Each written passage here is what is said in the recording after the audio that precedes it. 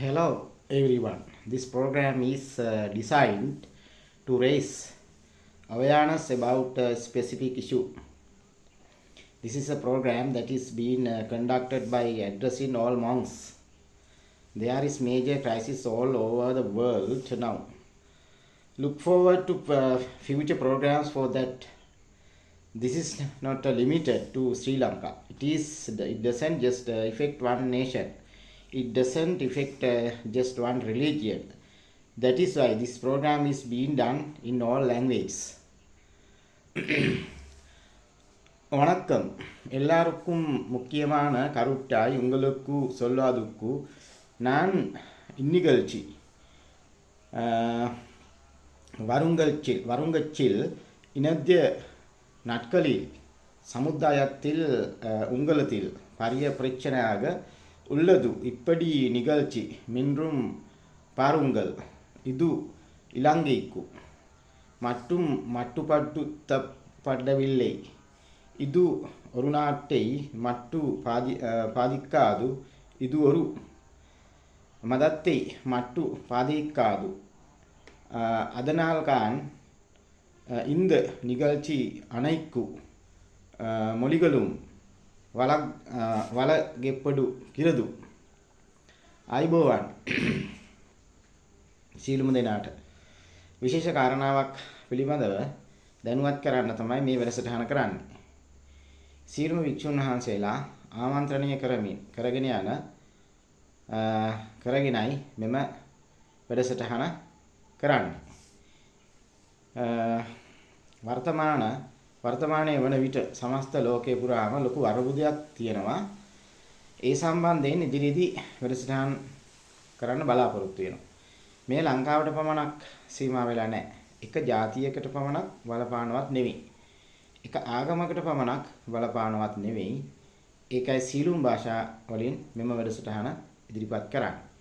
ඉතින් භාෂාව උපයෝගී කරගෙන අපි සද්ධර්ම පුණ්ඩරික සූත්‍රය පිළිබඳව මේ වන විට කරගෙන යන වැඩසටහන් මාලාව අදත් සුපුරුදු පරිදි දියසෙන් බලය සංවිධානයේ මගින් මෙහෙයවනු ලබන බුදුවරු වැඩිමග ඔස්සේ තේමාව බවට පත් කරගෙන යන වැඩසටහන සමස්ත රටවාසී ලෝකවාසී සීලුම් භික්ෂුන් වහන්සේලා ආමන්ත්‍රණය කරගෙන යන වැඩසටහනක්. එහෙනම් සද්ධර්ම පුණ්ඩරික සූත්‍රයේහි තම ආందోලනාත්මක ප්‍රකාශනයක් තමයි භික්ෂුන් වහන්සේලාට දානමාන කටයුතු ඒ කියන්නේ මේ සිව්පසෙන් සැලකිය යුතු අවශ්‍යතාවයක් වෙනුවට මේ සද්ධර්ම පුණ්ඩරික සූත්‍රයේ 16 පරිච්ඡේදය මේ තේරුම් ගැනීම ප්‍රමාණවත් කියන ප්‍රකාශනය. ඒ කියන්නේ භික්ෂුන් වහන්සේලාට තල්ගස් 8ක් උස භික්ෂුන් වහන්සේලාට ලොකු ආශ්‍රමයක් සාදලා දුන්නා සමානයි කියනවා. මෙන්න මේ 16 පරිච්ඡේදය තේරුම් ගත්තොත් මෙන්න මේ ආందోලනාත්මක ප්‍රකාශනය. ඒ වගේම මේ සද්ධර්ම පුණ්ඩරික සූත්‍ර දේශනාව විකාශන කටයුතු කිරීමකින් අනතුරුව සීලුම් භික්ෂුන් වහන්සේලාට අනිවාර්යයෙන්ම මගපල නිවන් අවබෝධ කළ යුතුයි. පැවිද්දේ රඳනවා නම් එහෙම නැත්නම් පැවිද්දෙන් ඉවත් වෙන්න සිදු වෙනවා කියන ඊටාම ආందోලනාත්මක ප්‍රකාශන දෙක නිසා තමයි මේ වැඩසටහන මේ ආකාරයට අපි භික්ෂුන් වහන්සේලා ආමන්ත්‍රණය කරගෙන යන්නේ. හොඳයි එහෙනම් සද්ධර්ම පුණ්ඩරික සූත්‍රයේ නිදාන කතාව පිළිබඳව පරිච්ඡේද 28කින් සමන්විත මේ ඒ සූත්‍ර දේශනාවේ පරිච්ඡේද 28කින් අපි පළවෙනි පරිච්ඡේදය දැනට සාකච්ඡා කරගෙන යන්නේ නිදාන කතාව. බුදුරජාණන් වහන්සේ කිජ්ජකූට පර්වතයේදී එදා 12000ක් භික්ෂු සංඝයා පිරිවරාගෙන විශාල වශයෙන් සෙනගක් පිරිවරාගෙන ඒ කියන්නේ කින්නර මහෝරග ගාන්ධර්ව ගරුඩ ඒ වගේම නාග දේව බ්‍රහ්ම ඇතුළු විශාල වශයෙන් ලක්ෂ කෝටි ගණන් මහ සෙනගක්. ඒ වගේම අජාසත් රජුරුවන් සමග දසදහසක් සමග පිරිස මහා ප්‍රජාපති ගෞතමිය සමග 6000ක් අරහත් තෙරණින් ඒ වගේම යශෝදරා දේවීන් වහන්සේ ඇතුළු තෙරණින් වහන්සේ ඇතුළු විශාල වශයෙන් එවැනි 2000ක් පමණ ඉගෙන ගනිමින් සිටි සහ ඉගෙන ගැනීම අවසන් කරමින් සිටි පිරිසක් මේ ඒ ස්ථානය තුළ සිටියාය කියන කාරණාව මේක සඳහන් වෙනවා මේ නිදාන කතාවේ.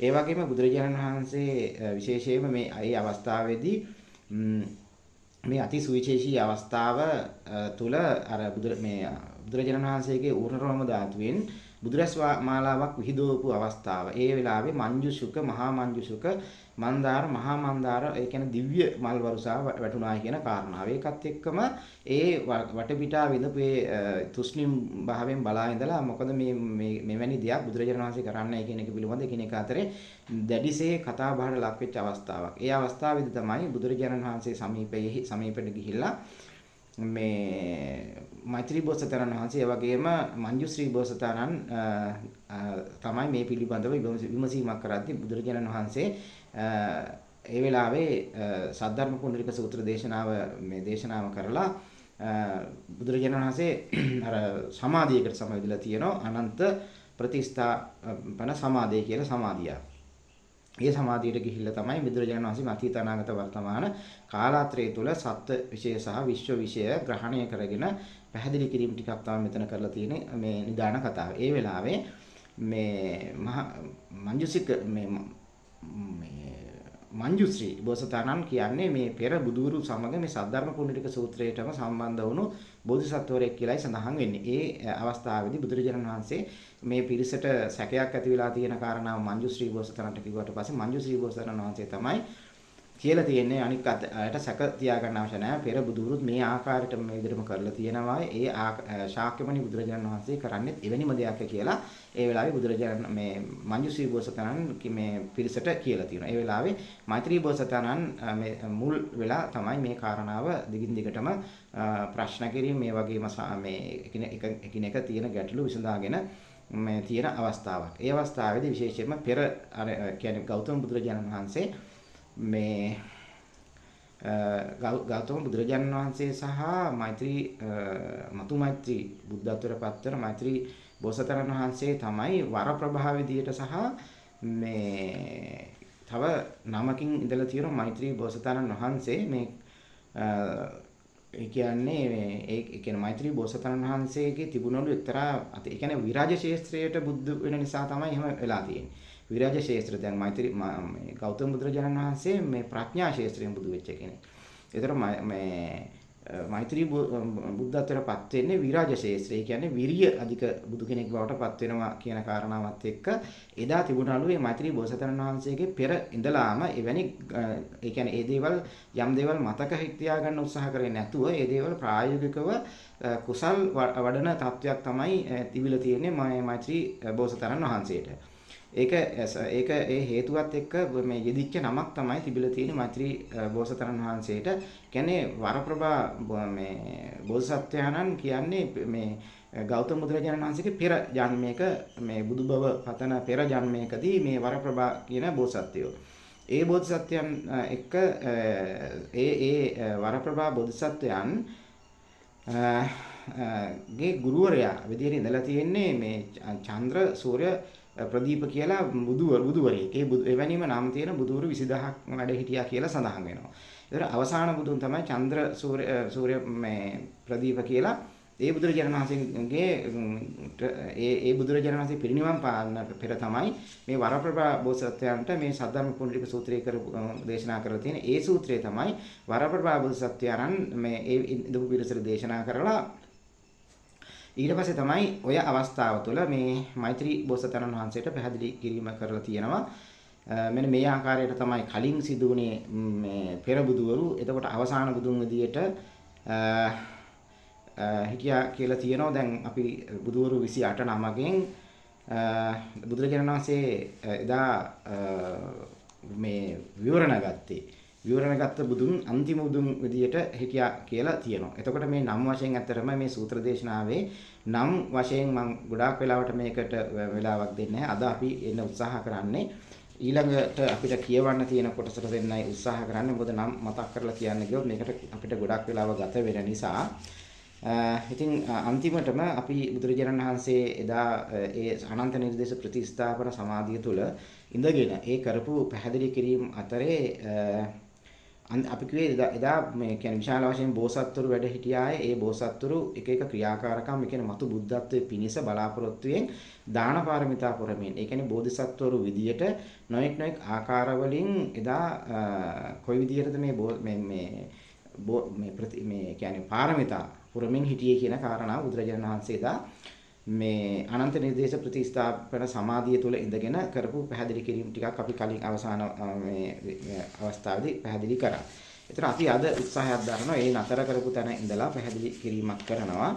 විශේෂයෙන්ම අපි කියන්න ඕනේ මේ අතර මේ දේවල් බලාගෙන කියන්න හේතුව අපි දිගින් දිගට පැහැදිලි කරා. භික්ෂුන් වහන්සේලා විශේෂයෙන්ම මේකේ මූලාශ්‍ර සොයන නිසාමයි සහ විශේෂයෙන්ම මේක අඩුපාඩුවක් තියෙනවා නම් විශේෂයෙන්ම අපිට මේ මගහරවා ගන්න ඕන නිසා මේ තියෙන දේ තියෙන වචන ඒ ආකාරයටම කියන්නත් උත්සාහයක් දරනවා. හොඳයි අපි එහෙමනම් නතර කරපු තැන ඉඳලා මම මෙතන කියවන්න උත්සාහ කරනවා. විශේෂයෙන්ම සමාවත් ඉල්ලනවා. නොයෙක් වචනවල ශබ්ද කිරීම වල අඩුපාඩු තියෙන්න පුළුවන්. මොකද තවමත් මේක අර ෆොටෝකොපියක් දිහා බලාගෙන කියන්නේ වචන පැහැදිලි නෑ. ඇත්තටම අපි ඉදිරි කාලේදී මේක ඉතාමත්ම පැහැදිලිව බලාපොරොත්තු වෙනවා මේ පොතක් විදිහට හදාගෙන මේක කියවන්න. තවද નિરර්ථක කවට සිනා වලින් වැළකී මෝඩ අඥාන පුද්ගලයන්ගෙන් වෙන්ව ප්‍රඥාවන්තයින් ඇසුරු කරමින් ඒකාග්‍ර මනසින් යුතුව අවුල් ගැටලු ඉවත දමා වන ගිරි කඳුළු වල වෙසෙමින් කල්ප සත සහස්‍රයක් තිස්සේ බුද්ධ මාර්ගය සොයා යන බෝසත්වරු දකිමි. ඊතා රසවත් ආහාර පාන හා බේත් හේත් බුදුවරුන්ට හා සංඝයා වහන්සේලාට පූජා කරන බෝසත්වරු දකිමි. මිලකල නොහැකි වටිනා සිවුරු සහ සිය දහස් කෝටි ගණන් වටිනා වස්තු බුදුරදුන් සහ සංඝයා වෙත පූජා කරන බෝසත්වරු දකිමි.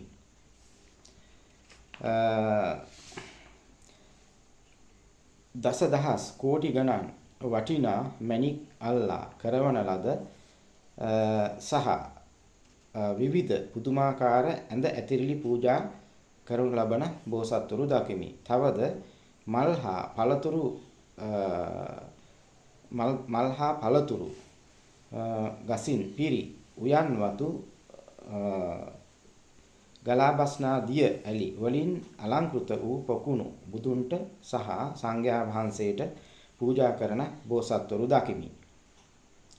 මෙවන් නොයෙක් ආකාරයේ පුදුමාකාර දේ දන් දෙන්නේ කිසිදු පසුතැවිල්ලක් නොමැතිවය. එසේ දන් දී උතුම් සම්බෝධි මාර්ගය සොයා යන පිරිස දකිමි. තවත් බෝසත් පිරිසක් ගණනය කළ නොහැකි උපදෙස් දෙමින් පිරිසකට ධර්මය දේශනා කරනු දකිමි. සියලු දේ ස්වභාවික සංසිද්ධි දකිමින් වටිනා ලක්ෂණ ලකිමින් චරිත ලක්ෂණ දෙකක් නොමැති